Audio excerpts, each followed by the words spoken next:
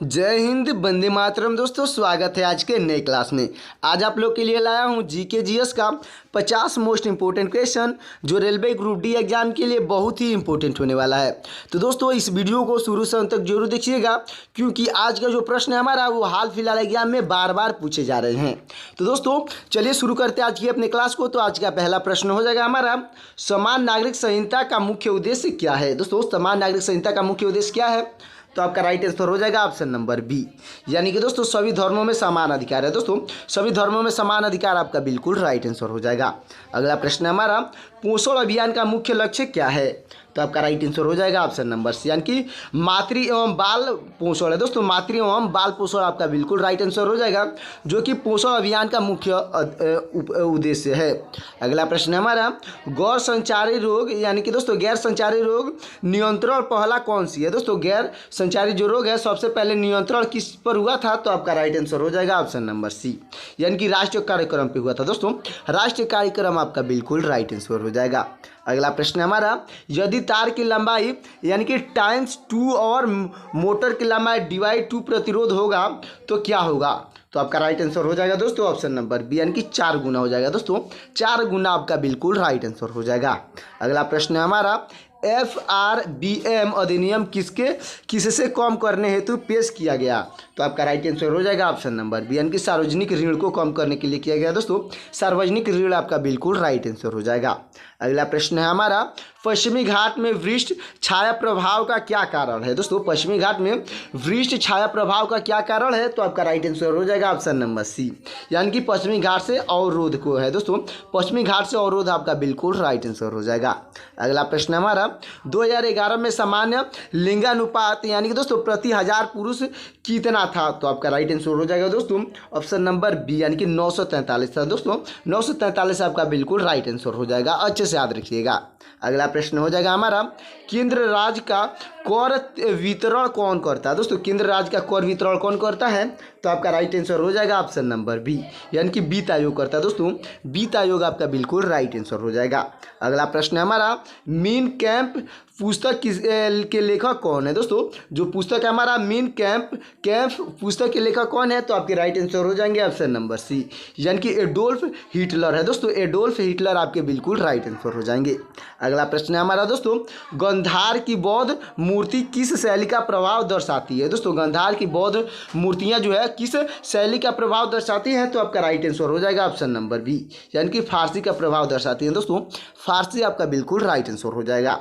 अगला प्रश्न है, भारत ने पहला 50 ओवर क्रिकेट विश्व कप कब जीता था। दोस्तों, भारत ने पहला 50 ओवर क्रिकेट विश्व कप कब जीता था। तो आपका राइट आंसर हो जाएगा ऑप्शन नंबर बी, यानी कि 1983 में जीता था। दोस्तों, 1983 आपका बिल्कुल राइट आंसर हो जाएगा। अगला प्रश्न हमारा, आदित्य एल फर्स्ट मिशन कहाँ स्थापित किया जाएगा। दोस्तों, आदित्य एल फर्स्ट जो मिशन है कहाँ स्थापित किया जाएगा। तो आपका राइट आंसर हो जाएगा ऑप्शन नंबर बी, यानी कि L1 बिंदु पे स्थापित किया जाएगा। दोस्तों, L1 बिंदु आपका बिल्कुल राइट आंसर हो जाएगा।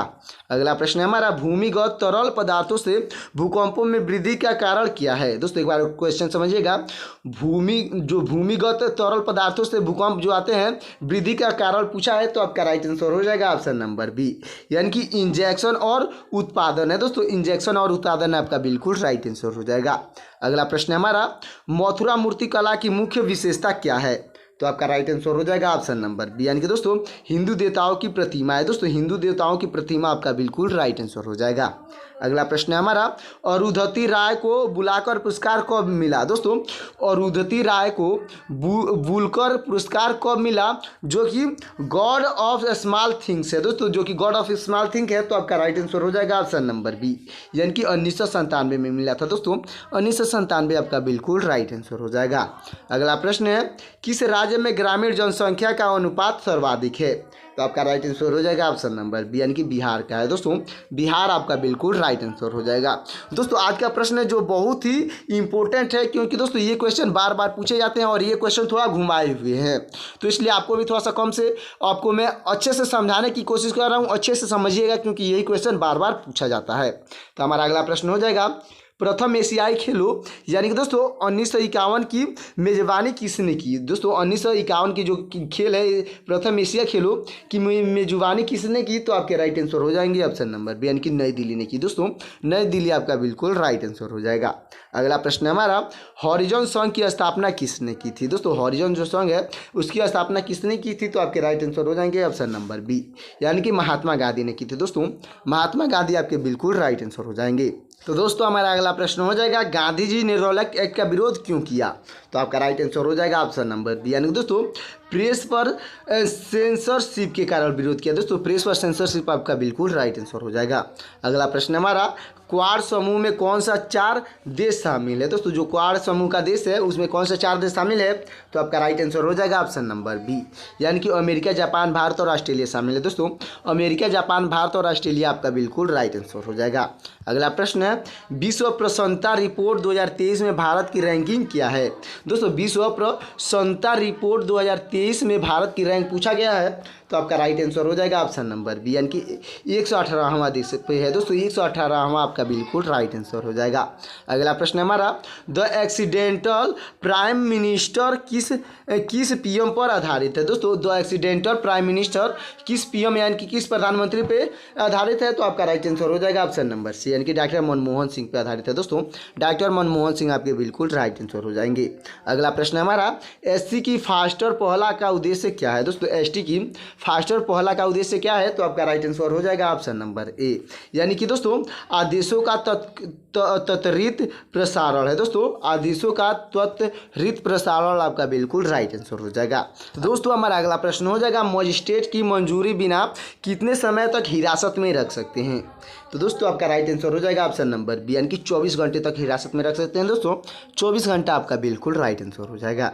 अगला प्रश्न है, प्रधानमंत्री विश्वकर्मा योजना किसको प्रशिक्षण देती है। दोस्तों प्रधानमंत्री विश्वकर्मा योजना किसको प्रशिक्षण देती है, तो आपका राइट आंसर हो जाएगा ऑप्शन नंबर बी यानी कि कारीगरों को प्रशिक्षण देती है। दोस्तों कारीगरों आपका बिल्कुल राइट आंसर हो जाएगा।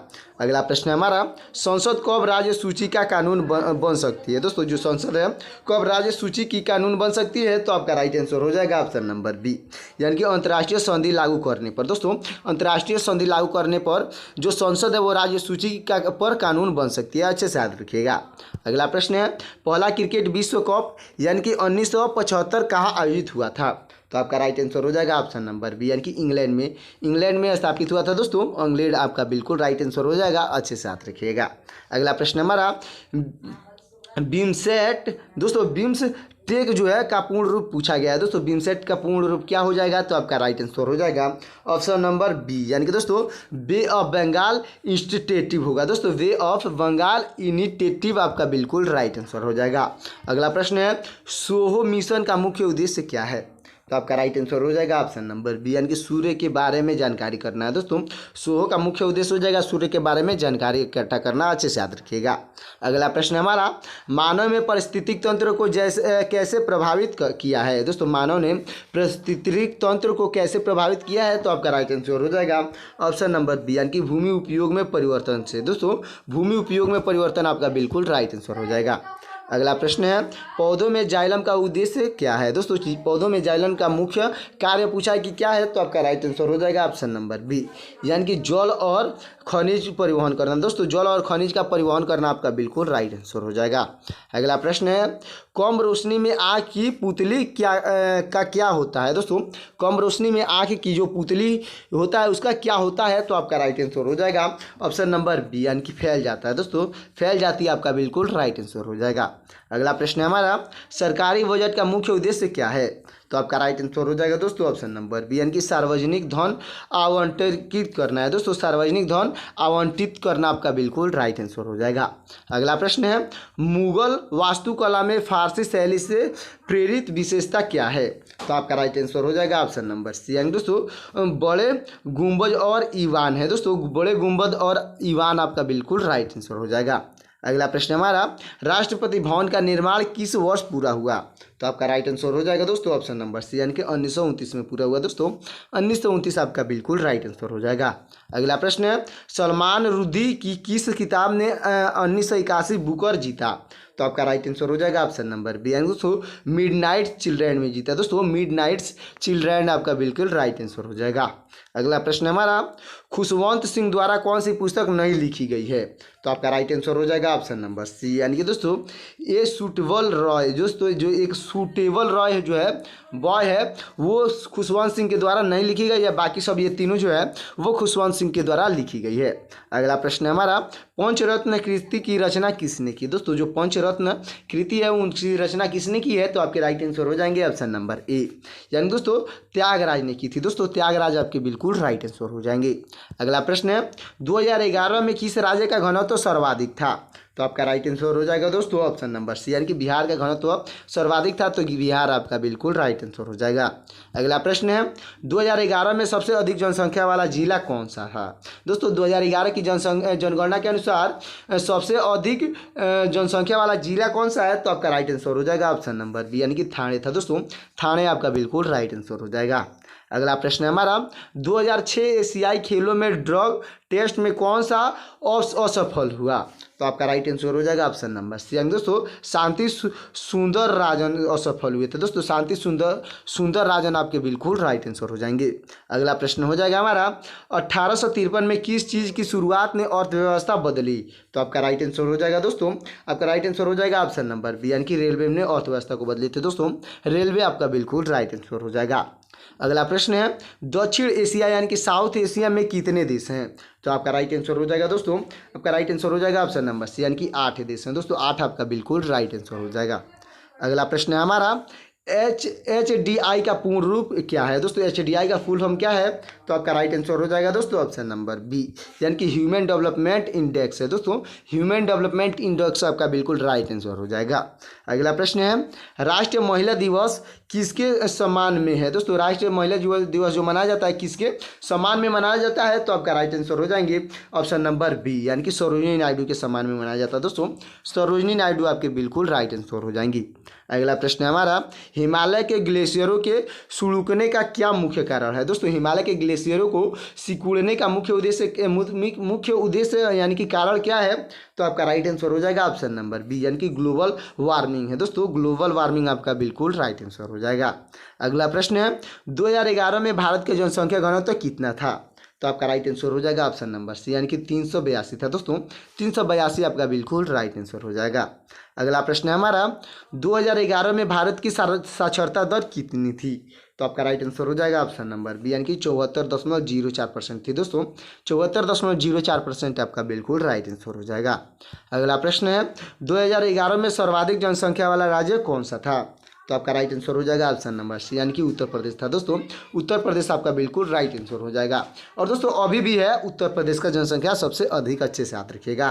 तो दोस्तों हमारा लास्ट प्रश्न है, लास्ट प्रश्न 2011 में सबसे कम जनसंख्या वाला राज्य कौन सा था?